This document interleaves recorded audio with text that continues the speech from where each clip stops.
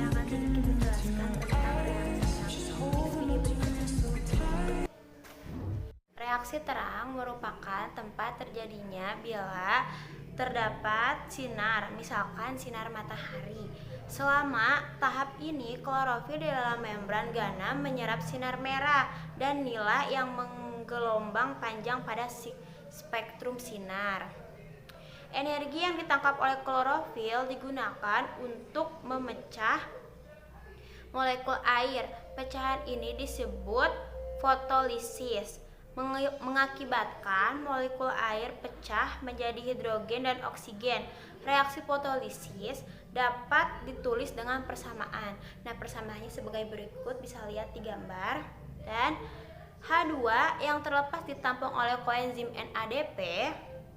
Dalam hal ini NADP bertindak sebagai akseptor H2+. Bentuknya berubah menjadi NADPH+, NADPA2 dan O2 tetap dalam keadaan bebas. Koenzim yang penting peranannya dalam kegiatan oksidasi reduksi dan banyak terdapat dalam sel hidup. Selama proses tersebut dihasilkan ATP. Nah, kalian bisa lihat di sini di gambar. Next, berikutnya kita bisa lihat pada gambar di atas di sini.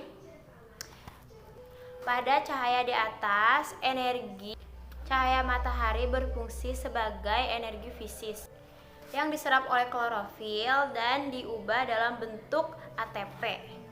Perubahan energi fisis menjadi energi kimia terjadi secara pemindahan elektron.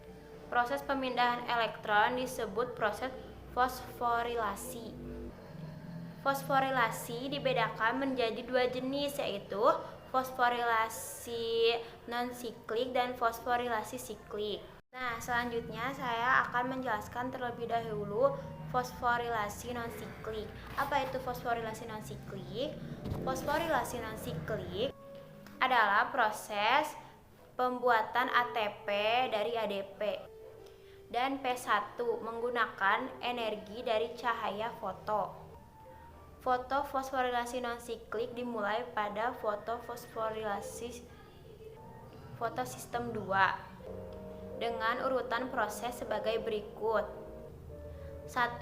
Fotosistem 2. Elektron-elektron yang diperangkap oleh P680 dalam fotosistem 2 mendapat energi dari cahaya. Pada gambar ditunjukkan oleh dua elektron bergerak naik menuju peningkatan energinya. Kedua, penerima elektron primer. Dua elektron berenergi dikirimkan oleh fotosistem 2 ke sebuah molekul yang diterima oleh elektron primer. Nah, kalian bisa baca lebih jelas lagi di sini. Saya udah ada gambarnya di sini. Ketiga, rantai transport elektron.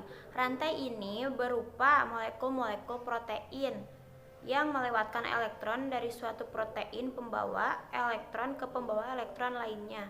Beberapa jenis protein pembawa seperti redoxin dan sitokrom termasuk bagian-bagian non-protein yang mengandung besi. Yang keempat, fotofosforilasi. Saat elektron bergerak turun di rantai transport elektron, maka energi kedua elektron akan hilang. Hilangnya energi ini sebenarnya terjadi karena digunakan untuk memfosforilasi rata-rata sekitar 1,5 molekul ATP.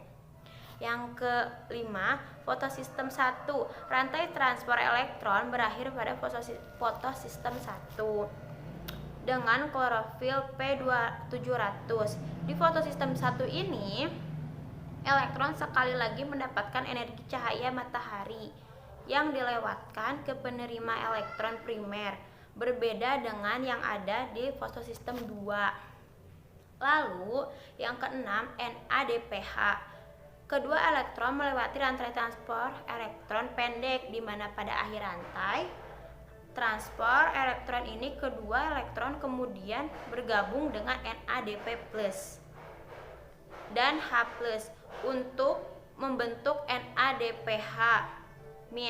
Molekul NADPH adalah koenzim, dan karena elektron-elektron tersebut mempunyai sisa energi yang sangat tinggi, maka NADPH mempunyai energi yang sangat tinggi pula. Nah, yang terakhir adalah yang ketujuh, yaitu fotolisis. Dua buah elektron yang berasal dari fotosistem 2 telah digabungkan menjadi NADPH. Hilangnya dua elektron dari fotosistem 2 akan digantikan saat proses fotolisis. Nah, fotolisis adalah pemecah molekul air menjadi 2H+ dan 1/2O2+. Secara harfiah, fotolisis berarti foto sama dengan cahaya, dan lisis sama dengan pecah. Sebuah kompleks protein yang mengandung mangan mengkatalisis reaksi ini. Kedua elektron yang dihasilkan dari pemecahan molekul air menggantikan dua elektron yang semula dipakai untuk memulai rangkaian proses fosforisasi non-siklik dan fotosistem 2. Lalu, sementara itu, salah satu H+ yang terbentuk dari fotolisis digunakan pula untuk membentuk NADPH. Nah, kesimpulannya adalah fosforilisasi mengambil energi dari cahaya dan elektron dari H2O. Kalian juga bisa lihat kesimpulannya di sini ya. Dan kemudian digunakan untuk membentuk molekul ATP dan NADPH. Reaksi tersebut juga reaksi terang. Ringkasannya persamaan reaksinya adalah sebagai berikut. Nah, bisa lihat di sini dalam gambar ya. Nah, yang kedua adalah fotofosforilasi siklik.